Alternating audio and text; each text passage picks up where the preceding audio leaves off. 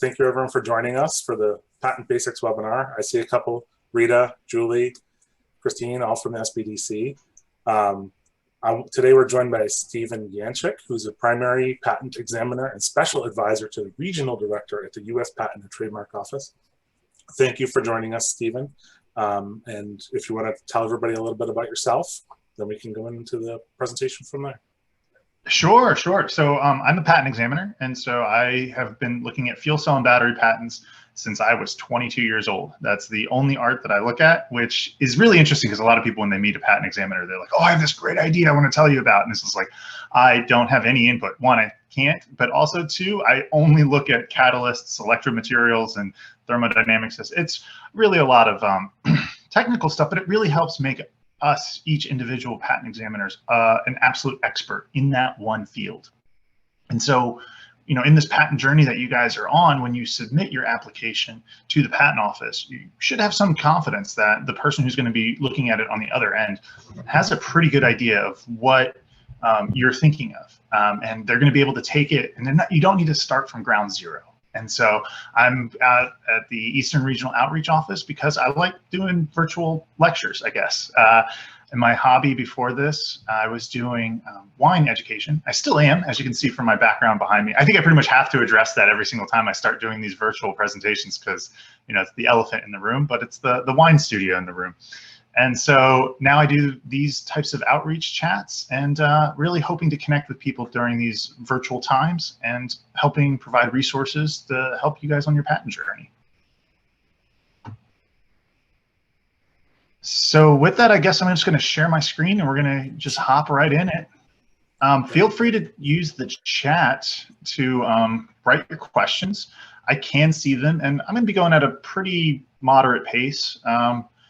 You know, these live lectures really help present the information so that way you guys can know where to start from and ask the questions to the SBDCs, connect with the USPTO and our many resources, and you know what questions to ask. So from what I understand, you guys have already had the patent overview that talks about, identifies that patents, trademarks, copyrights, trade secrets exist. And then you had resources, which is just a general overview of all the resources that exist at the USPTO to help you on your patent and intellectual property protection journey.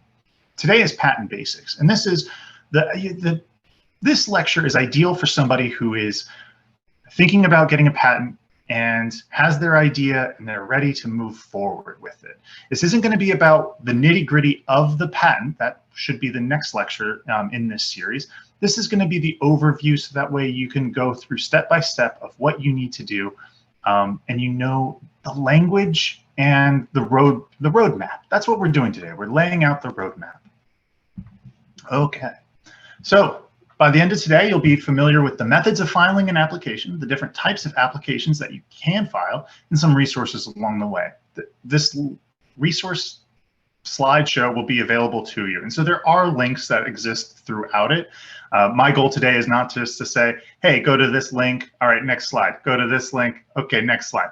No, today I'm going to be kind of giving you an overview of what each of those links offer to you. So that way, when you reach that point in your patent journey, you have an understanding of what you should be getting out of these specific links. So the methods of filing. So you can hop on horseback and head on down to the USPTO. That's the third one, and hand deliver it to an agent here. We've kind of moved away from that. And at one point we were using the US Postal Service, and we've moved away from that. Most people nowadays file electronically. It really helps streamline the system, reduce costs, reduce paper. We're even revamping that system as we speak right now to make it so that way the system is easier to navigate.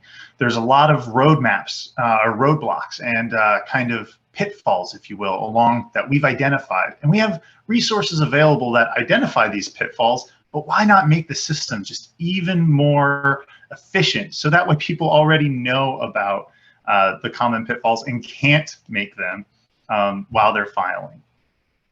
So this is an overview of the guides that we have, and it really provides a good overview for what your patent process will be. There are filing guides for provisional applications, non-provisional utilities, design, plant patents, and for filing PCTs.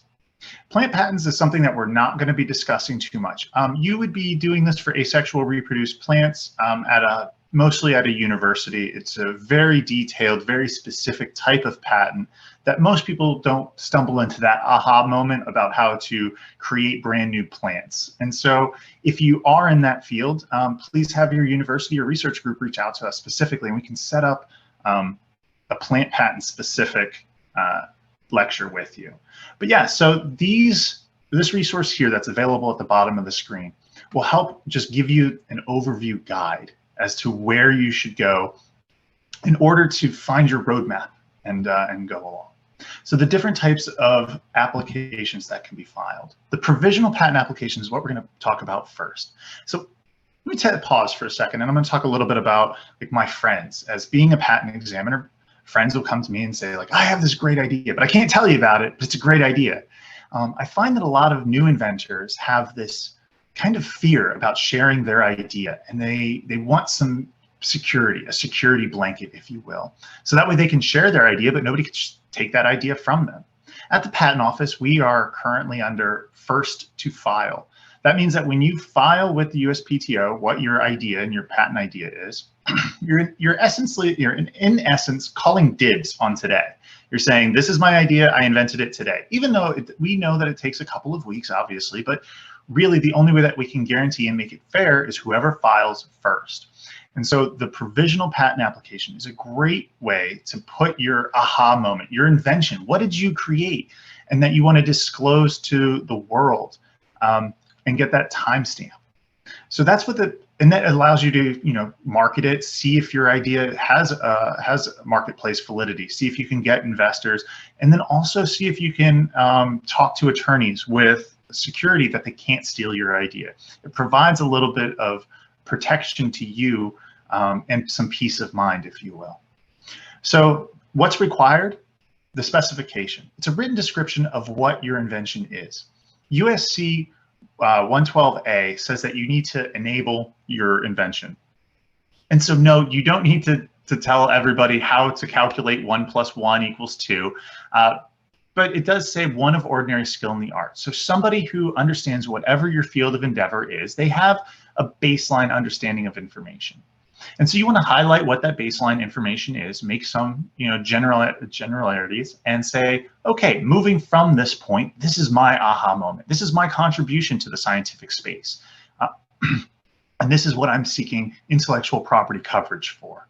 And with that disclosure, you want to be able to, put in words what somebody would need to know. So we have what already exists, and we have your aha moment. So what's that little bridging gap, your inventive concept that helps somebody get from point A to point B? And that needs to be written in that written description. This is not something where we encourage people to kind of hide the ball, if you will, and not disclose what their invention is. The deal with the government, if you will, is that if you tell us what your invention is, then we give you a monopoly on that idea. And so that is USC 112A in a nutshell.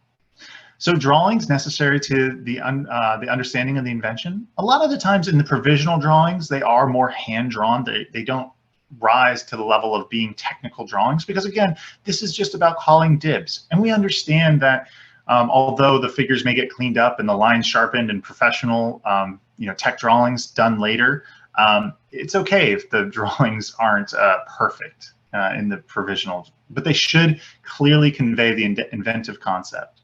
Filing fees and a cover sheet. And there's this link here is going to be what is needed in the provisional application, specifically all the information that's on the cover sheet.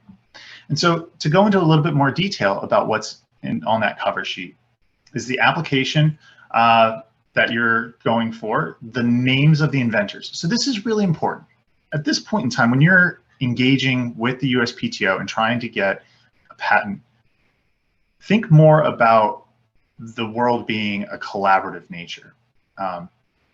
This is not a time to be cutthroat, basically. If somebody helped you invent the idea, if they gave you adequate input to create the invention, they should be listed as co-inventors on your patent. It can cause legal problems down the road. Even if you can get a patent, like if you can get a patent, but somebody should have been named on the inventor list, but you cut them out and they can adequately show that they helped you invent that idea, there can be legal problems down the road. So this is a time to really put all of the information on the record with the USPTO, because again, you're trying to get a 20-year monopoly on this invention. So you want to put where you reside, the title of the invention, and this is a fairly detailed, not super detailed, but also not very vague. So a lot of my examples may be in fuel cells and battery technology. So a title that would not be adequate would be a battery. That doesn't help somebody that's flipping through patents trying to find what your inventive concept is and what you're seeking a patent for. Doesn't help anybody kind of narrow down what your invention is. So if you had a specific electrode material, you could say an electrode material of blah for a battery. That would be a better invention. Now going into the nitty-gritty details and having it be a paragraph long is excessive and not a very good title. So the name of the registration number of an attorney or agent that is representing you. So with provisional applications, some people do seek legal representation, and attorneys will say that it's a lot easier to come to them early to file the provisional, so that way they don't have to redo a lot of work. And also it helps make sure that your information that you put into the specification is put in there in a proper manner, so that way it can be usable and help protect your patent and enable the future specification that's filed in the non-provisional patent application. And we'll get into that in just a moment. So you want to have your correspondence address. How do we get a hold of you? As well as any US government or agency that has property interest to the application. So who is it that owns the rights to this application in the end? That should all be revealed on the cover sheet. So as I said at the very beginning, we have online guides everywhere. So please, please, please, use this resource that we're going over today as kind of a map. And these resources can dive deeper into that map, and you can explore the specific elements that will help you on your patent journey. So claims are not required for the provisional application, and claim drafting, in my experience, is an art. It's very specific, and it's almost like a foreign language if you're not accustomed to it. And so I encourage everybody to please pick up a patent in your field of endeavor that you are researching and that you're inventing in, and to see how those claims have been drafted. And you can kind of see what is expected for your specific field of endeavor and your, So it can be filed up to 12 months following the inventor's public disclosure of the invention. So this is basically saying you have a year once you file your provisional to file your non-provisional patent application. That's the time frame in which you can see if your idea is marketable, you can get investors, you can say that you have a provisional application, and then you will file your non-provisional within that first year. Right. So in the provisional stands on its own. One thing that is kind of interesting here is that, say you file a provisional, you have a year to file the non-provisional application. But along that process, you have like another epiphany, another evolution of that idea. Well, you can file a second provisional that kind of elaborates on that original idea, and then file a non-provisional application that claims property to both of the provisionals. Now, to the general idea that was filed in the first provisional, you get that date. And then the second aha moment that evolves on your first date, you would get that date and time for that specific inventive concept. So as a patent examiner, I would be taking that information and looking for prior art that came before your invention to see if it's already been invented. Would one of ordinary skill in the art have thought it to be obvious? That's for the next conversation about setting up your patents in our Patent 101 course. But that's just a teaser to kind of give you an idea of what the things we think about are. Okay, so now the non-provisional patent application. And now this is a patent that is going to be examined by the examiners. Once this is filed with your fees, we're off to the races, and we're trying to get you to allowability. There's going to be interviews, there's going to be office actions. It's going to be the whole gamut of things. But so the filing requirements for examination. Oh, and first off, with a non-provisional patent application, you do not need a provisional patent application. You can just file the non-provisional patent application. And although an attorney or patent agent is not required for filing, it is encouraged because, again, the legacy of patents has been around for a very long time, and the evolution of how that language and the definition of scope works, it's kind of a back and forth that has evolved over time, and kind of is its own thing. Again, I encourage you to go read a patent application in your field of endeavor to just kind of get a sense of the language that's used, and you'll discover the oddities of it all. So the filing requirements, again, the specification. This is the description, and claims need to be in this specification. Drawings when necessary. As an examiner, I always encourage drawings to exist. You can draw something about your invention for most anything. So please include your drawings and properly label what that inventive concept is. The inventor information, including the legal name and residence, oath and declaration. So with all these things, when we say like oath and declaration, you might be, well, what is that? Well, we're just putting that on your radar today, that these different forms exist and they have to be filled out, and letting you know what these things are without going into the nitty-gritty details about, how do you fill out an oath or a declaration? What is a declaration? These just put it on your radar, so that way when you do seek counsel or you go to these resources, you can be like, well, what was an oath? Did I present my oath? Did I present it, clearly?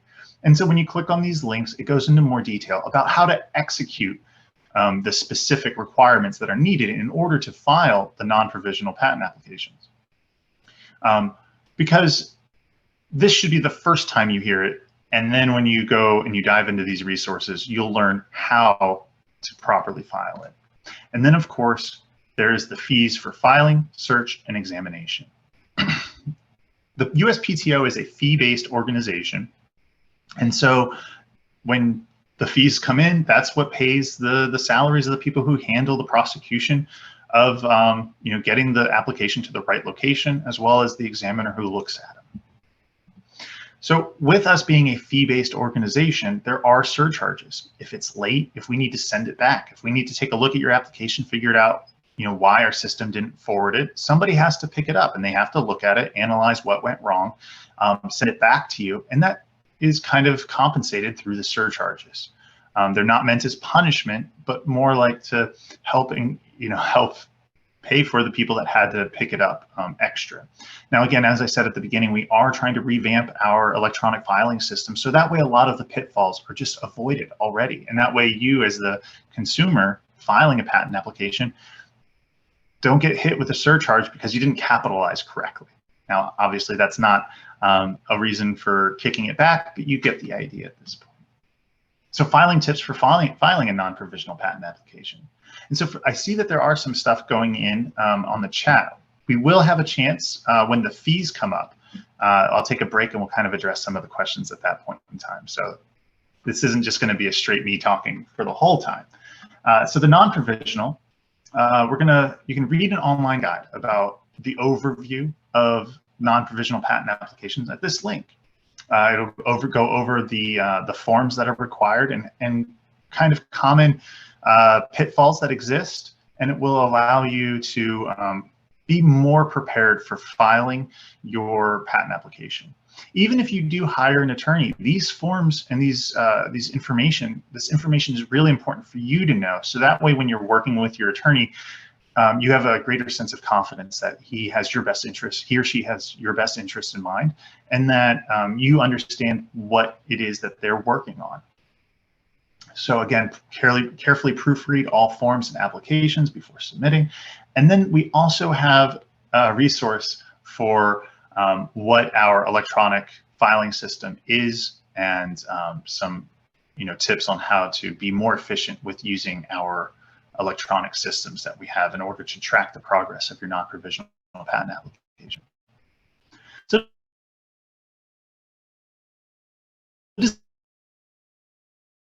design patents, they're different than utility patents. The provisional and non-provisional pertain to utility, which is a brand new utility of an already known invention. A design patent, however, is in drawings. So with the drawings in this situation, that is going to be the name of the game. And I believe that is the next slide. Well, I'll just go into it anyways. And so with this is going to be, you can see on the slide the specific sections that are required, and the claims are important, but the figures kind of, I mean, it's a design patent. That's the name of the game with this type of patent. The figures should have multiple viewpoints. It should clearly identify what the inventive ornamentation design that you're seeking coverage is. And then that should be described in the specification. In the specification, that leads to the claims. And so it really builds upon the pictures for a design patent. A good idea of this would be if there was a backplate to a cell phone and Nike wanted to have the Nike swoosh. Everybody knows the Nike swoosh, but maybe instead of just having a solid plastic plate, they have an imprint that is the Nike swoosh as an imprint in the back. They could seek coverage for it. More relevant is the design of the patent of a cell phone case itself that Samsung went after, and that was just recently litigated. And so the bevels on the sides and the design of the case doesn't necessarily change the utility of the cell phone itself. It doesn't change how the cell phone operates. It just changes how it is being held in the user's hand and the comfort level and the connection that somebody has with their phone through the ornamentation design. And so that is what you can seek coverage for. There would be pictures that clearly indicate the bevels on the side in the Samsung case. The description clearly identifies where those bevels are, and then the claim positively recites the bevels and the locations relative to the rest of the cell phone. So the design patent application, the drawings disclosure, this is just highlighting what I've already said, that the drawing disclosure is important and it sets up the most important element of the design patent. You really want to highlight what is the most important ornamental design. Your allowance in a design patent will be based upon that ornamental design. So an examiner who picks up your design patent case should be able to very quickly and readily be able to identify what you believe to be your ornamental design that you're seeking intellectual property coverage for. So filing tips, again, here's the link that we were discussing that will help you on your journey to obtain a design patent. You know, photographs are acceptable, but we don't have color at the patent office. So really, the best means are going to be technical drawings with multiple viewpoints, and that will allow an examiner to pick up the application and readily be able to see what it is that you've invented. So this last bullet point about the structure that is not part of the claimed invention, but is considered necessary to show the environment in which the design is used, may be represented in a drawn or broken line. So this is saying that if you have a specific design utility in mind, say it's an interaction of designed to hold an iPad at a counter register for a restaurant or for a fast food restaurant. You might want to include the fast food restaurant, the countertop, if you will. That's not necessarily part of your design, and so you would include broken lines that show that it's not part of the specific ornamentation design that you're going for, but it helps give the user of this patent, or the viewer of this patent, a better sense of how you intend for this ornamentation design to be implemented and utilized. So, applicant's duty to disclose. So, as we're talking about things to prepare for your provisional and non-provisional patent applications, you're going to be doing research. You're going to be kind of identifying what already exists. If it already exists, then you can't get intellectual property coverage for it. And as they used to say in my my college, I went to school as an engineer, and they would say 5 minutes in the library can save you 5 years in the lab. And so when it comes to patenting, You want to know what exists out there so that way you don't invent on top of it. If somebody has already invented what you've thought of, congratulations, you're in the few of inventors. Just somebody's already done it before you. So keep going. You can read what they've done and you can see and hopefully build upon it. That's the beauty of the patent system, is that by disclosing what it is that you've invented, you enable somebody to take a look at what has already been done and to build upon it. And so the duty to disclose is revealing to the office what it is that you know about your field of inventor. So the people who are supposed to, that have this duty to disclose is the inventor, the agents, and every person that is substantially involved with the application. So if you come across a great reference that teaches your idea, you can't just sweep it under the rug. You have to reveal it to the patent office. And if that is exactly what you invented, well, it's a great learning experience, and and then expand upon the ideas that have already come before you.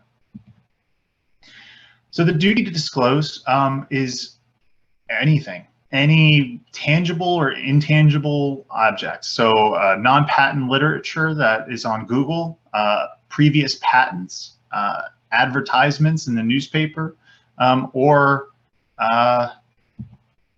any, what's this? Sorry, what needs to be, oh, sorry, but misclicked. Yeah, so the information for patentability. Okay. What needs to be submitted? The examples, yes, so this was exactly where I was. And also if it's already on sale. So if it exists at a Walmart or a Target or any store, you would want to make that known to the office, and then your patent can be properly prosecuted. You also want to identify inventorship conflicts. Who has the right to this idea and who invented it? So this is a lot of information right here on this slide. There are links that will help you guide, and I believe that this slide is in here to just show the full gravity of importance, right? There are 3 to 4 slides in this slide deck that reveal the duty to disclose information because it is a very serious matter. It allows the patent application for an examiner to pick up your case and to effectively examine the application in a readily amount of time. It's your duty to do this legally, and there's information about what the form is and then how to fill it out. It's very time consuming to do, and we understand that, but it is very, very important. And it helps set the framework for your first office action with the examiner, that first communication, because an examiner has a docket of cases that are all in the same field of endeavor, but not the same as yours. So you've invented this specific idea, and we're trying to get the examiner up to speed with what your invention is as quickly as possible. What is the invention that comes right before your invention, and then what did you build upon? The quicker you can communicate that to your examiner, the better prosecution will be, and ultimately the cheaper your fees will be. And so here are the fees that the office charges for each of the different entities. In our next slides, we'll go over what is a small entity and what is a micro entity. But one thing that you'll notice from this slide is that to file a patent and to get it allowed, in terms of the fees that the USPTO collects, is not those numbers that you might hear in the media about it takes $10,000, $50,000, $70,000 to get a patent. Those fees are largely legal fees from attorneys and patent agents. And so, but you might ask, why did I say that we encourage the use of patent examiners or patent attorneys and agents if they cost such a large amount of money compared to what the USPTO charges? And it's because they will give you the best representation with the USPTO, and they know how to communicate with us. But what you can do as the inventor is to put your case into a position such that examination and the process of it doesn't drag on for years. Once an examiner picks up the application for the first time, if the information is clearly identified through the IDS, so the examiner knows what's already been invented, and then your specification is clear as to what your aha moment is and what the inventive concept is that you're seeking patent coverage for, and your claims clearly go after that, that inventive concept, your prosecution history will be a lot quicker and therefore your legal fees will be a lot less. So I'm going to take a quick look at the questions and see if we have any good questions right now, because I think that a lot of people like to take a look, just a minute, and I know that you guys will have these slides and you can take a look back and see the numbers and kind of, absorb that. I'm also going to take a sip of water at this point in time. So if there are any questions, please feel free to put them in the chat.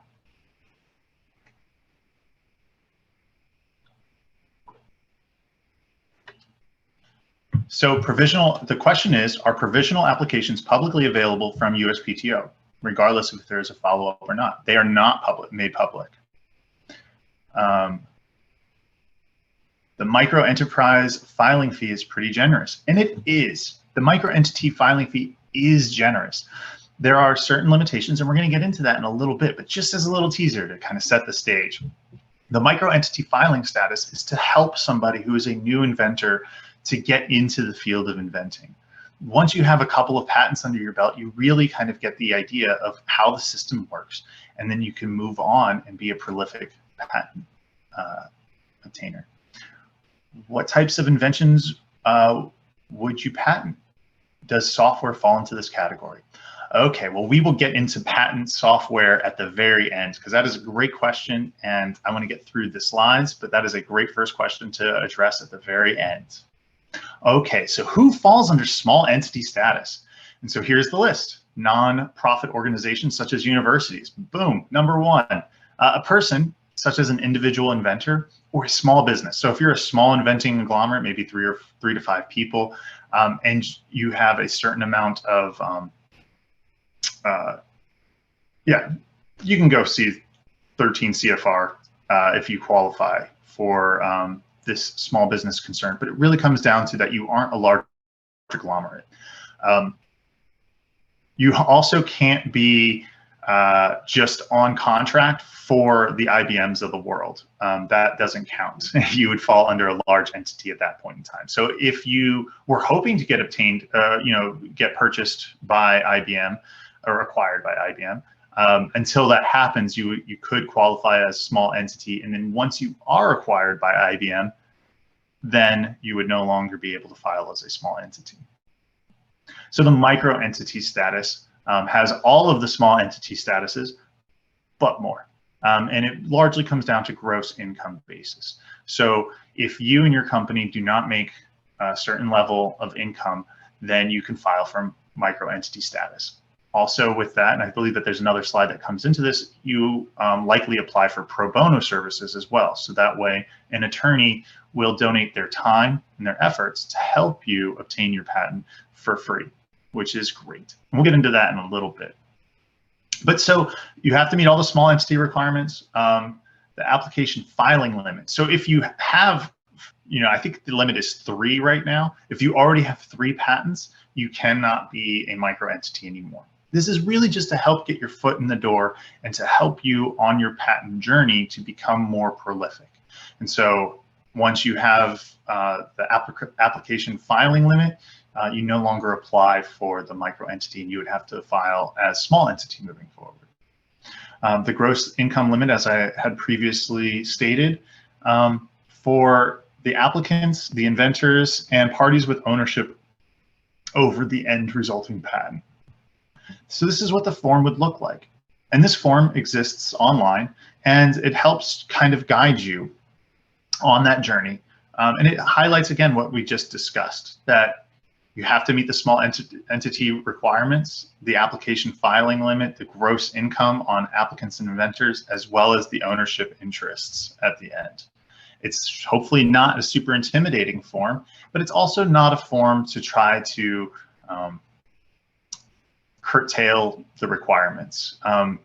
Again, if you don't properly present the information required here, then you can come into legal troubles down the line. Your patent, in theory, could become invalidated if you applied for microentity status, but should have applied for small entity status. So please use these links. Make sure that if you're applying for microentity status, that you do qualify for microentity status, and that you're not trying to trick the system, if you will, in order to pay less in fees. So additional resources. So I know that you guys have already gone through the resource training, so this is just hopefully a review. The Prose Assistance application allows for free information or free help on your patent application. Now, this lecture is still important because you want to be able to present your application in the best condition if you're under the Prose application, because that attorney is donating their time. They're not going to necessarily always want to build your entire patent for you. So a lot of the work is going to fall on you if you're in the Prose Application Assistance Program, in what I believe to be true. The Office of, so this lecture today I hope was helpful while you draft your patent application in the best manner that you can present it, and so that way your Prose Assistance Officer will be able to pick it up and then help you out and kind of pick up the baton and smooth out the edges. So the Office of Innovation Development, these guys will, this is a great resource for an overview of what are the resources that are available for entrepreneurs, as well as creating businesses in general. As your SBDCs, such as who's hosting this today, can really help you kind of guide you on this journey as well. Some of the other information that's here, they're self-explanatory. The common pitfalls of USPTO forms. Again, hopefully our electronic filing systems will get revamped and those pitfalls will fall away. And then this OID Inventor Information Chat. This is a great resource for you to ask specific questions. And I hope that you have the language. So if you have a question on your oath, you can go to them and say, like, I don't know what an oath is. I know I need one. And I tried looking up online, but I couldn't quite find the information that I need. And then an OID Inventor information chat will be able to help you on that journey. So hopefully by the end of this, you feel more comfortable with the methods of filing. Again, that's on horseback, postal, or electronic. We encourage you to choose electronic because it's a more efficient system now. The different types of applications that can be filed. So we have our provisional, our non-provisional, our design, plants, and then the resources that are available to aid you in the filing process. And those are scattered throughout the slide deck that we have. And we hope that you can utilize those resources on your patent journey, and that it's an easier journey.